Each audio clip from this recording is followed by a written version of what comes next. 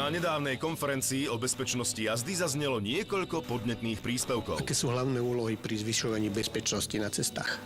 Tak ako aj teraz na konferencii odznelo, chápeme to v 3 základných bodoch. To znamená, úplne prvá vec je stav ciest, stav infraštruktúry, potrebujeme budovať modernejšie cesty a hlavné diaľnice, ktoré sú najbezpečnejšie. A v druhom bode je to stav vozového parku. Modernejšie vozidlá sú oveľa bezpečnejšie a pre vodičov tým pádom oveľa lepšie. A v treťom kroku je to samozrejme človek, ktorý sedí za volantom alebo za motocyklom, prípadne je to chodec ako účastník cestnej premávky. Ich vzdelanosť je veľmi dôležitá, pretože tá ovplyvňuje nehodovosť absolútne najdôležitejšie. A čo môže ovplyvniť BCEP?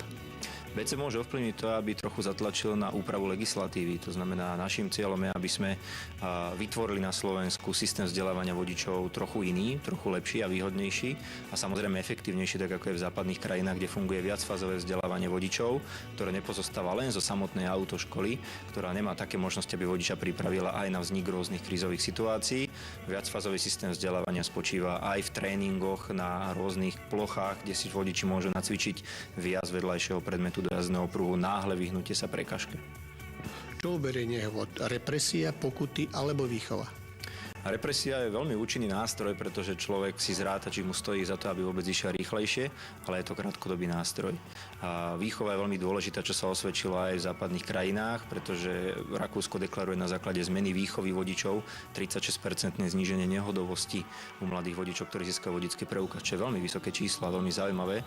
Takisto Nemecká republika, prípadne Švédsko, takže ísť cestou vzdelávania vodičov a vôbec celého tej populácie za volantom je veľmi dôležité. Aké sú vaše osobné skúsenosti, ako ľudia berú tento dodatočný výcvik? Dodatočne zatiaľ na Slovensku je to v podstate len vo fáze nejakého dobrovoľného absolvovania. V Rakúsku je to už teda povinné od zákona, ako som hovoril. A nikto na Slovensku nevie úplne, čo od toho môže očakávať.